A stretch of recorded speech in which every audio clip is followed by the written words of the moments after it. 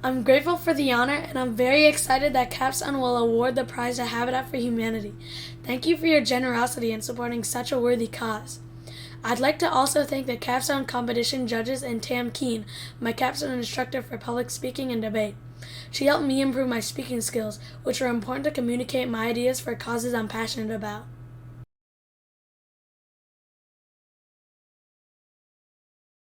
When I was considering which charity would be the best match for the causes I cared about, Habitat for Humanity was the first one that came to mind.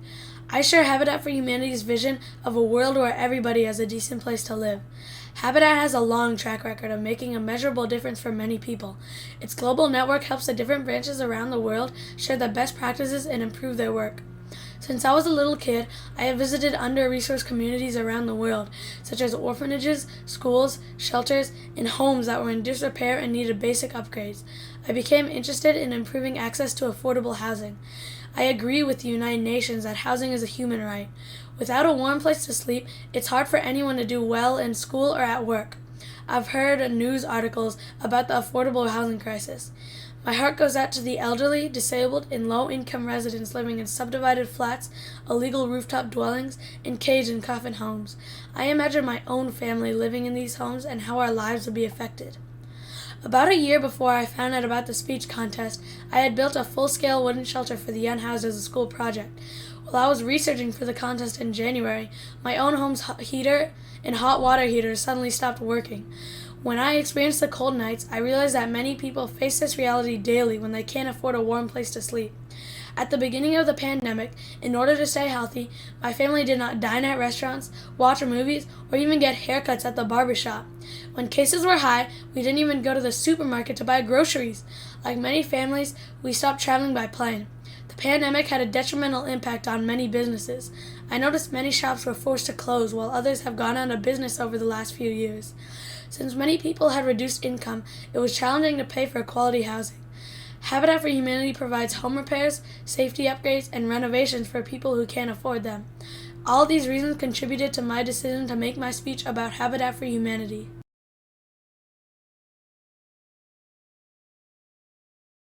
When I was doing research about Habitat for Humanity, several things surprised me. First, although Habitat is known for building and improving residences, I was surprised to find out that Habitat also promotes policies and systems that advance access to affordable housing. It also partners with organizations such as Urban Ecology's Design Lab to transform vacant buildings into livable places. Increasing the supply of housing is an effective strategy to balance the demand for affordable housing. Second, I was surprised to find out that Habitat partners with banks like Credit Suisse to provide small loans to low-income families. Third, I enjoyed reading about Habitat's different programs for volunteers of all ages, with different talents and interests, to participate in accomplishing Habitat's mission. Fourth, I also was surprised by the many videos on Habitat's YouTube, Facebook, and Instagram pages, which help spread awareness and educate the public by showing how Habitat's work makes a huge difference in people's lives. Fifth, I was most surprised that Habitat for Humanity and I actually share many of the same values.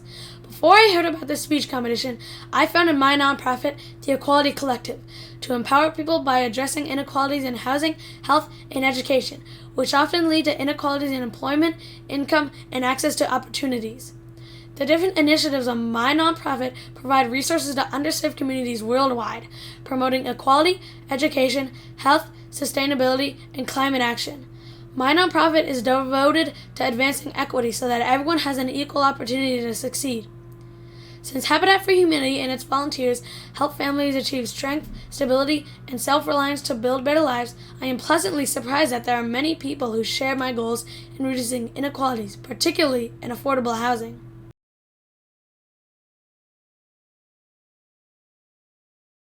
First of all, I'd like to thank Capstone for awarding the prize to Habitat for Humanity so that more lives and communities will be transformed through housing.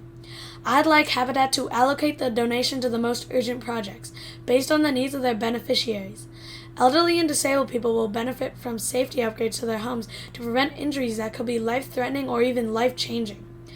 I hope part of the funds will help Habitat's public awareness campaigns recruit more volunteers and inspire more donors to give to this important cause. Overall, I hope the donation will contribute to Habitat for Humanity's mission to advance the United Nations Sustainable Development Goals of no poverty, gender equality, clean water and sanitation, affordable and clean energy, and sustainable cities and communities. These SDGs align with my own goals for the Equality Collective, so I'm excited that the Capstone Prize will provide Habitat with much needed funding to further their work.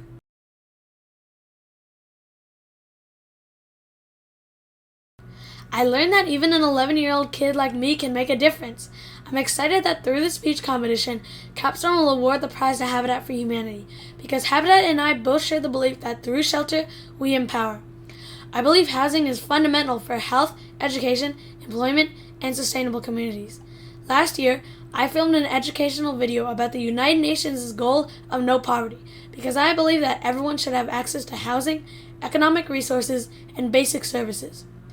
To contribute to meeting this UN goal, I had also collected a large number of personal care items and donated them to low-income individuals in Asia. When this contest results were released, I was actually in Costa Rica. I went on 2 separate trips to Latin America in February 2023. During the first trip, I explored conservation efforts to reduce climate change's impact on not only human beings but also wildlife ecosystems.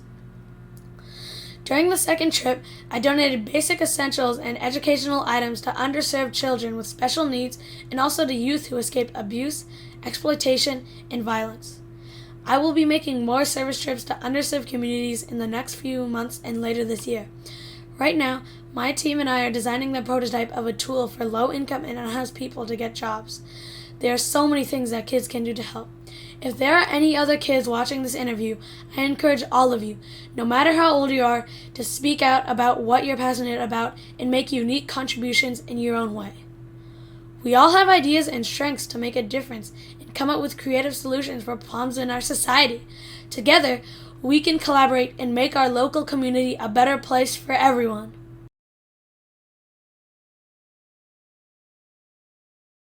Thank you again for the great honor and the award to Habitat for Humanity. It has been a pleasure to chat with you.